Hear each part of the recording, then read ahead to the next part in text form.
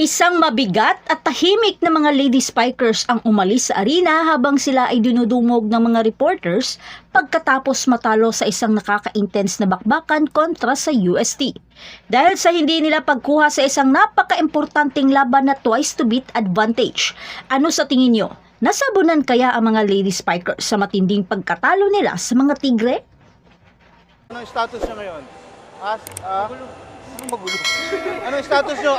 Coach, kalma ka, babawi kami ha. Let's go. Babawi kami.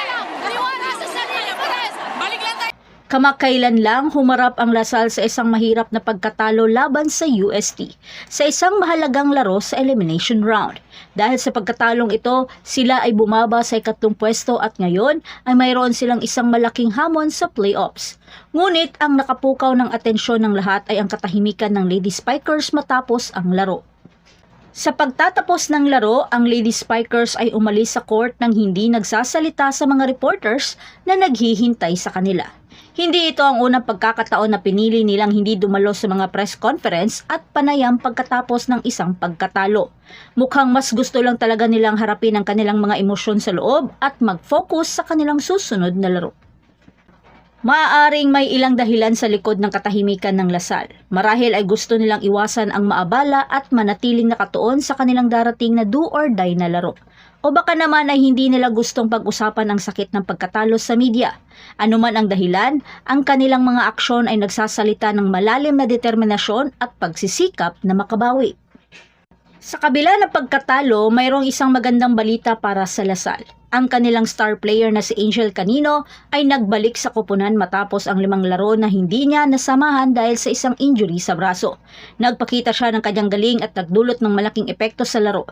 Nagtala ng 13 points kabilang ang 7 atake sa unang set, pero mukhang hindi pa talaga ito totally recovered.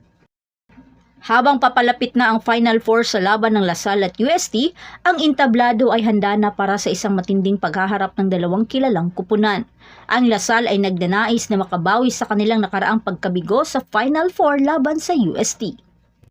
At tiyak na magiging mas nakaka-intense ang atmosphere sa Mall of Asia Arena at for sure, isang makapigil hininga na namang bakbakan nito dahil gutom ang Lasal na makabawi sa uste. At iyan na ang lahat para sa videong ito. Sana nagustuhan ninyo ang mga balita at update tungkol sa laro ng Lasal at UST. Huwag kalimutan mag-like ng video na ito at mag-subscribe sa ating channel at i-spike ang notification bell para manatiling updated sa lahat ng pinakabagong balita sa sports.